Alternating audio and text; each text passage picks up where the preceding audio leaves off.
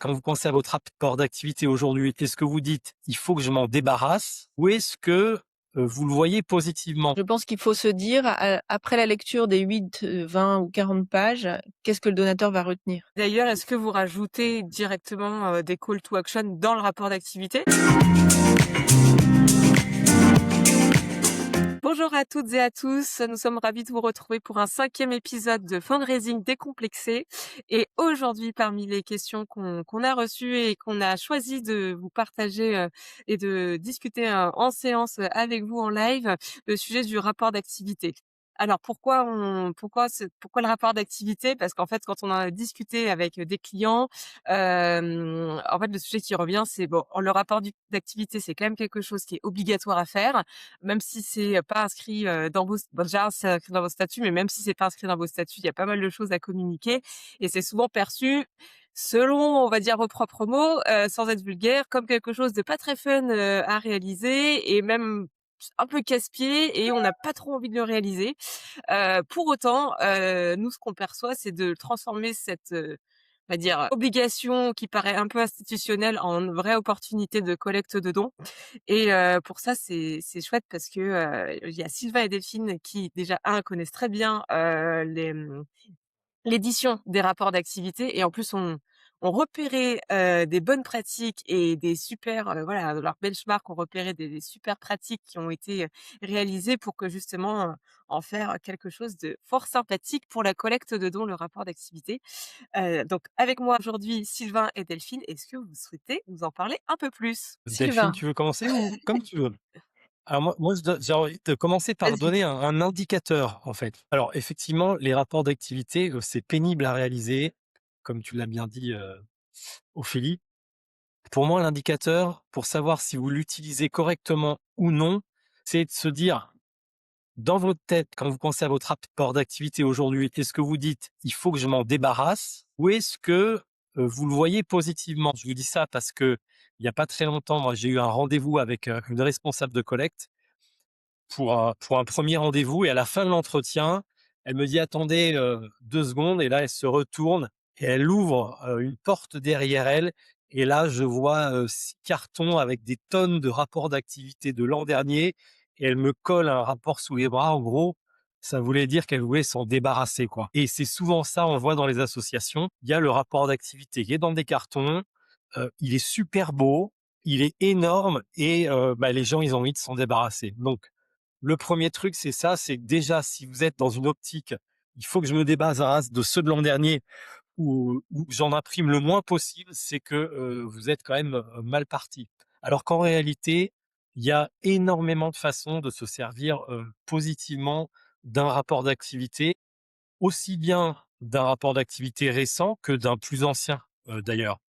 Le 1er exemple qu'on peut donner, par exemple, c'est que si vous avez dans votre base de donateurs un certain nombre de donateurs que vous voyez qui ont une capacité de don probablement un peu plus importante et vous dites: «Ceux-là, il suffirait de les pousser un peu», bah, vous sélectionnez cette cible-là et vous leur envoyez par exemple, exceptionnellement le rapport d'activité en leur disant, ça fait plusieurs années que vous nous suivez, que vous faites un don très régulier, on vous en remercie.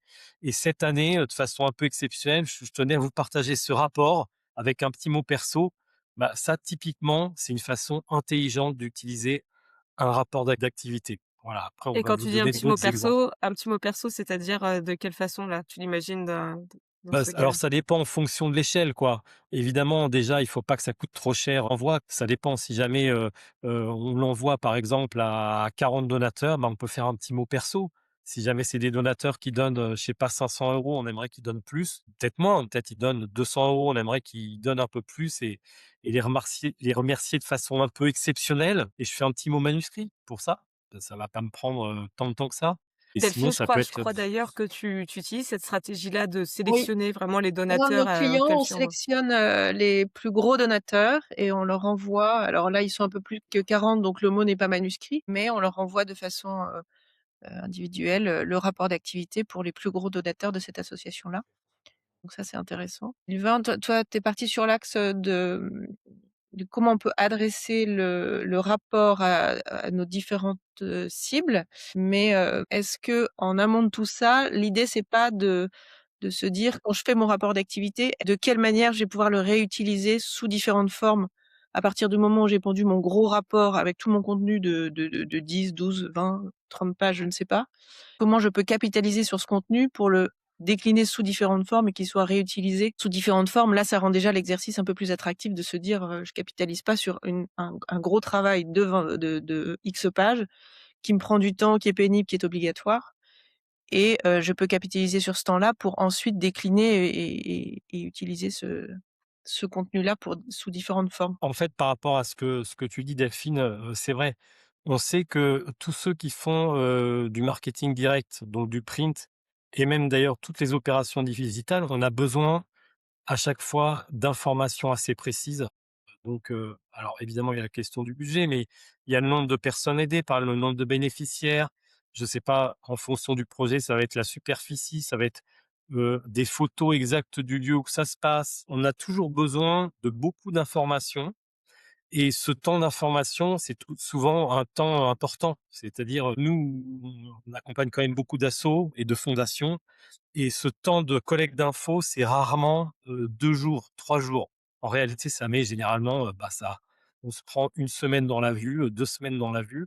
Tandis que justement, si un rapport d'activité est bien fait et que ce travail d'aller chercher de l'info, il a été fait, à fond. Donc par exemple, là je regardais, heu, encore tout à l'heure dans le rapport d'activité de Médecins sans frontières, et ben, ils font des fiches projets extrêmement bien faites, où toutes les informations dont on a besoin sont là.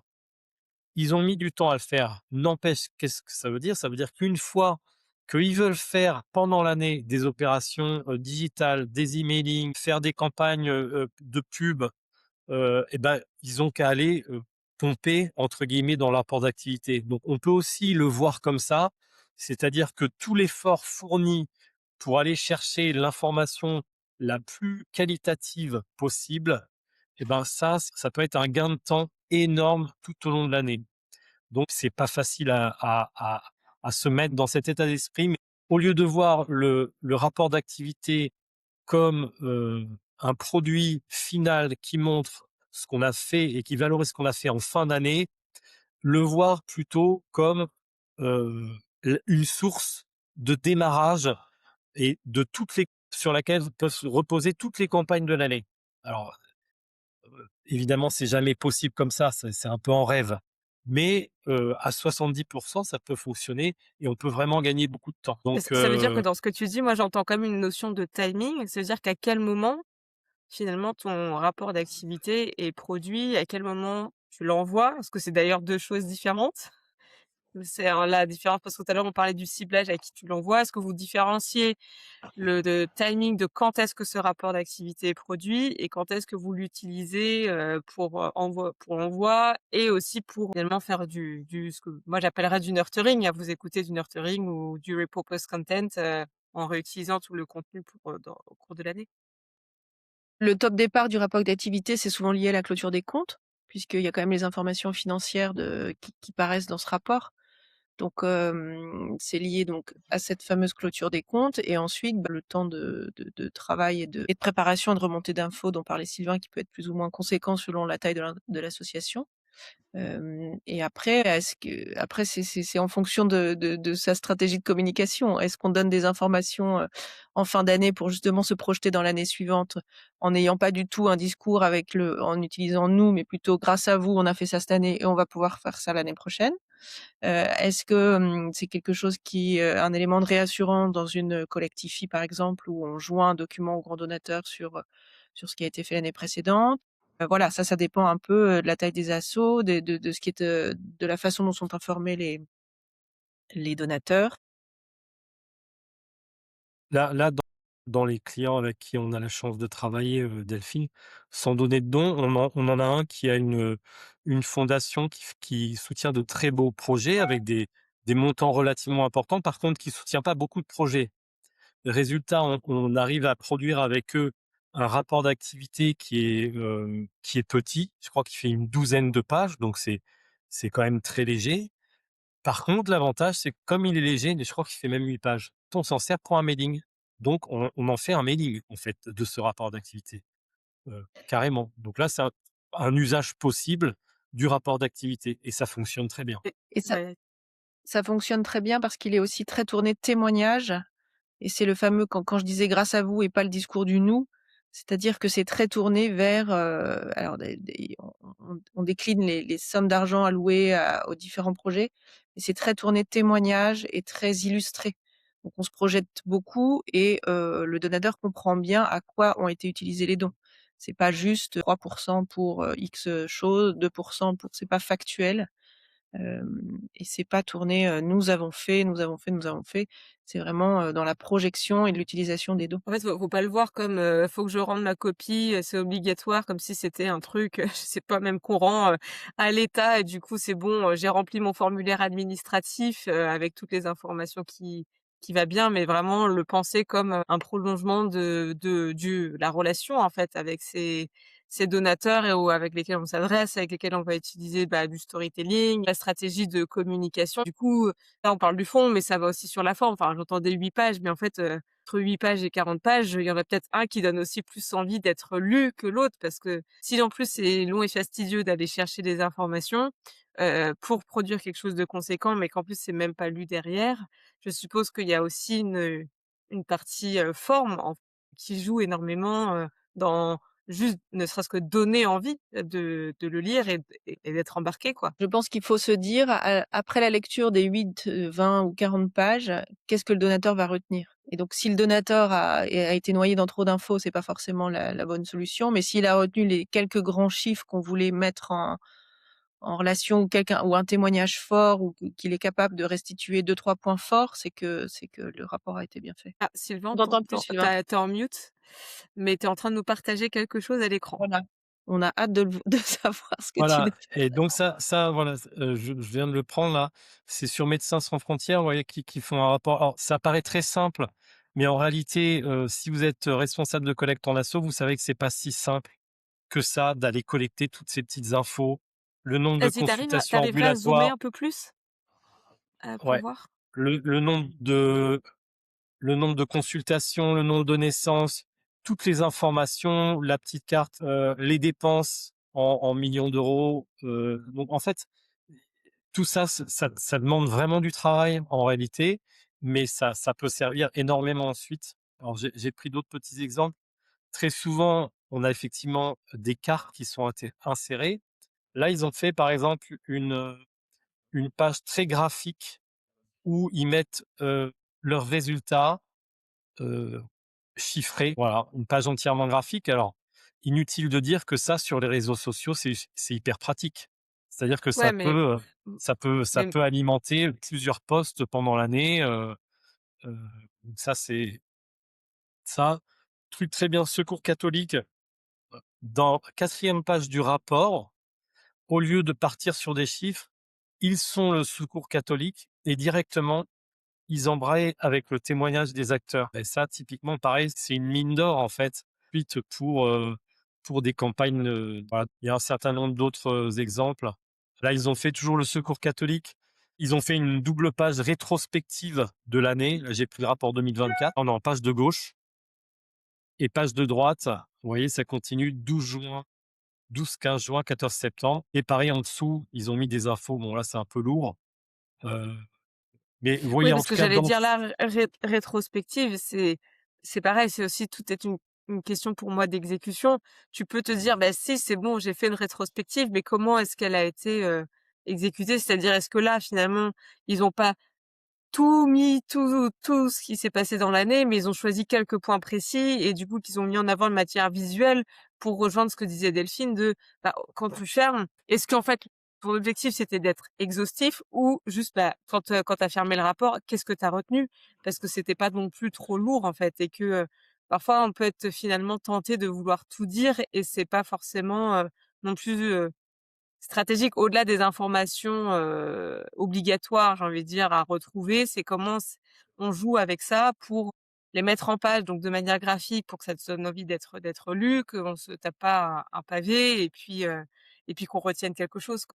Sylvain avait justement, montrer un carrousel, type, rapport d'activité qui avait été fait par une association, qui avait été très bien fait, en 8 petites slides, on avait très bien compris ce qu'a fait la formation l'association, les quelques chiffres à retenir, voilà, ça c'est typiquement, une version très, très, très réduite et très simple d'un rapport d'activité. Le message, qu'il fallait retenir était très, bien fait et percutant et il est fort. Ah du coup, d'ailleurs Sylvain, tu l'as encore le lien de ce post? Comme ça je Je l'ai pourrais encore. l'ajouter, en commentaire ou Oui, dans la description, de l'épisode. absolument madame. Je vous le trouve. Continuez, j'arrive. Non, mais tu es pas obligé de le trouver, exactement maintenant, Je vous mais le donnerai. voilà, c'est ça, Mais je le rajouterai dans la description, de et je l'épisode. rebondis sur l'exemple que Sylvain a montré, qui avait l'air d'être un rapport d'activité conséquent. On voit tout de suite, la façon dont on va pouvoir piocher pour utiliser différemment les éléments sur des versions plus simples. Par exemple, à nos donateurs qui sont, un peu plus petits, on peut très bien faire un petit flyer ou un tout petit 4 pages avec les quelques informations essentielles qu'on peut joindre à un mailing. On peut faire très bien un carrousel, on peut faire, voilà, on a tout de suite en tête les éléments qui peuvent être déclinés de façon, simple. Donc voilà, c'est important d'avoir un contenu qui puisse être, déclinable, je pense aussi un peu temporel pour au moins une année et qui donne envie aux donateurs de se projeter, surtout sur, des dons.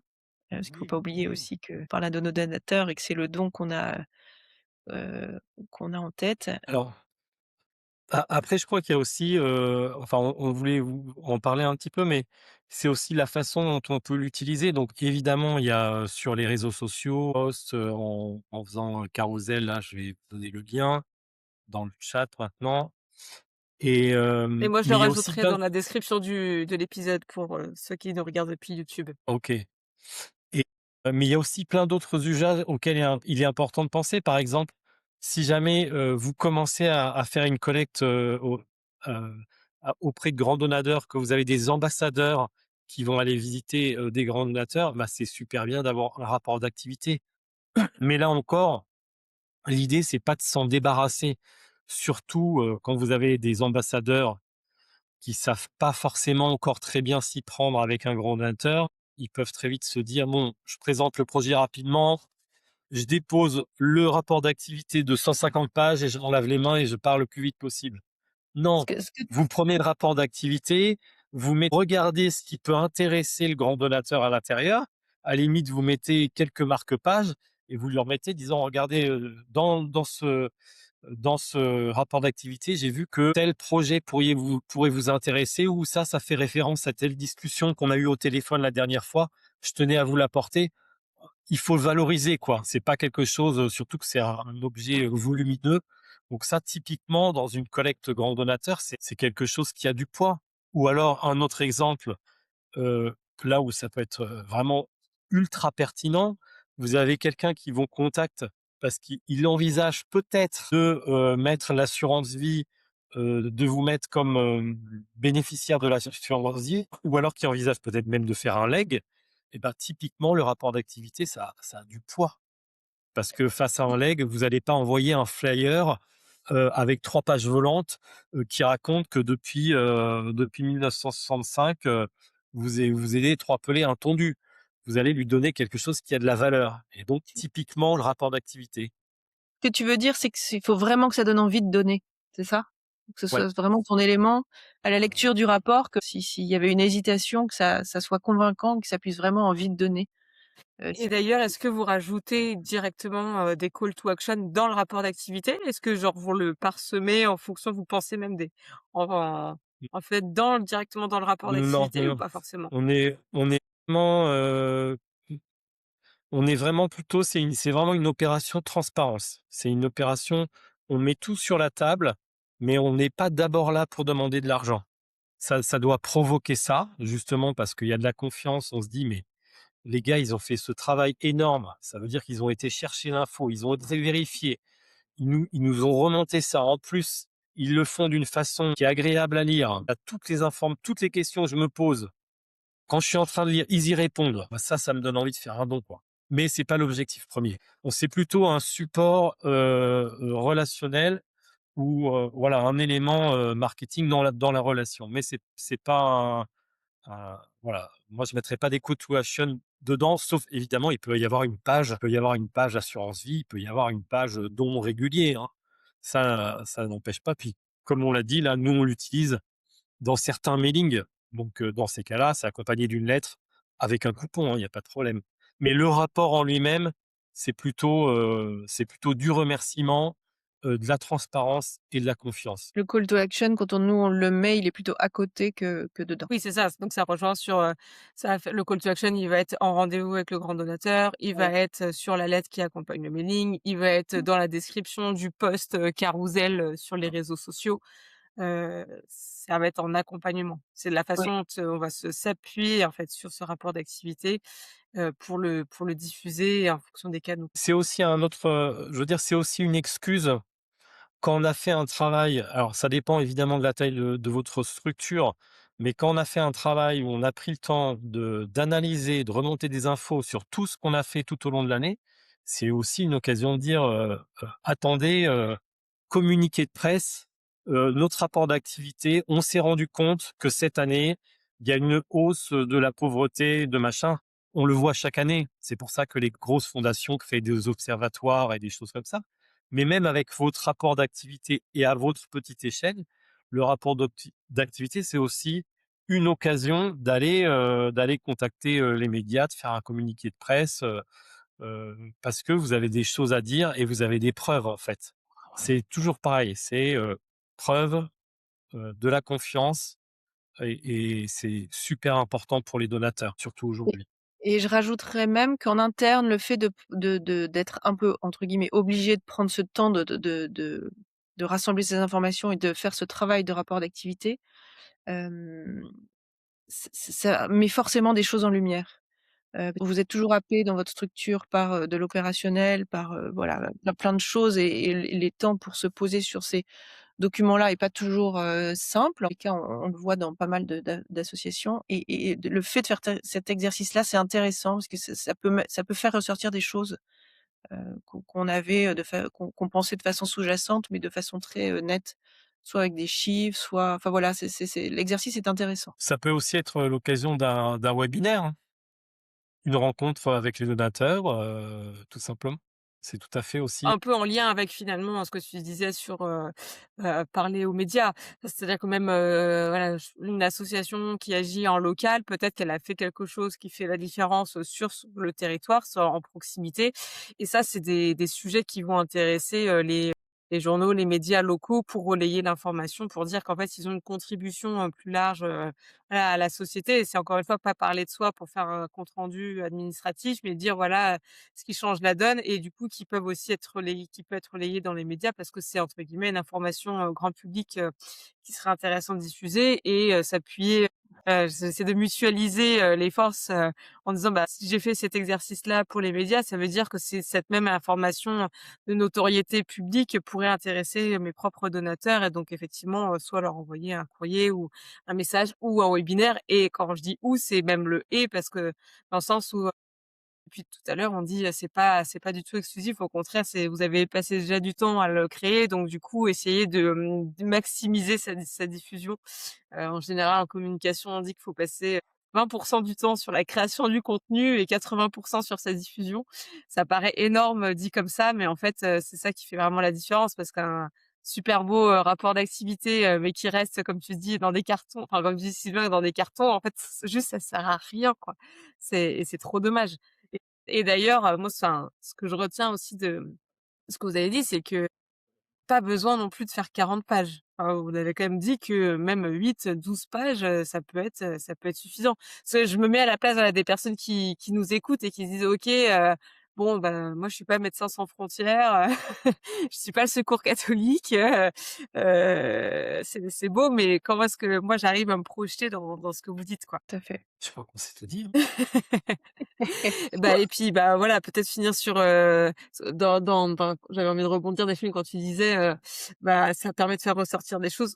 Bon, on va pas c'est pas nous qui allons dire le contraire, que forcément avec un œil extérieur, ça permet de faire ressortir encore plus de choses parce qu'on va aller identifier des opportunités ou des choses où vous avez vraiment la tête dans le guidon et nous, avec un œil extérieur, ça permet d'autant plus de faire la ressortir les éléments qui nous paraissent intéressants et pouvoir les prioriser, avec un côté peut-être aussi moins, affectif qu'il y a au sein de l'organisation où vous avez tellement de choses à raconter que vous avez envie parfois de tout dire et c'est parfois plus difficile de faire simple que de tout mettre. Ça, c'est un exercice qui est jamais simple, justement. Et puis Et ben, en tout cas, et merci puis beaucoup. Oui, non? Si vous voulez et puis rajouter un non, truc, c'est juste bien. n'hésitez pas à aller regarder sur les sites, hein, Mmh. tout toutes les fondations et beaucoup d'associations mettent les rapports en ligne et c'est une mine de bonnes idées parce que justement, comme c'est toujours quelque chose d'un peu pénible, les gens qui bossent sont obligés de faire un effort de présentation, de réflexion et donc on peut quand même découvrir, quelques perles, en tout cas des idées, intéressantes et même inspirantes pour le digital. Merci Delphine, Sylvain et merci à vous aussi qui nous écoutez pour votre suivi et vos soutiens et vos messages qu'on reçoit. Ça nous fait super plaisir et c'est très encourageant. Et aussi pour toutes les problématiques que vous nous soumettez parce que ça nous permet, voilà, de préparer à chaque fois ces podcasts-là et on essaye, tous les mois de choisir une des problématiques que vous nous soumettez et d'en discuter, avec vous comme on l'a fait encore ce matin, en live. Et puis, bonne écoute aux personnes qui découvriront, l'épisode, notamment sur notre chaîne YouTube et on a hâte de vous partager, la prochaine problématique, au mois de juin. À bientôt, bonne journée tout le À monde. bientôt. Bonne journée. Merci.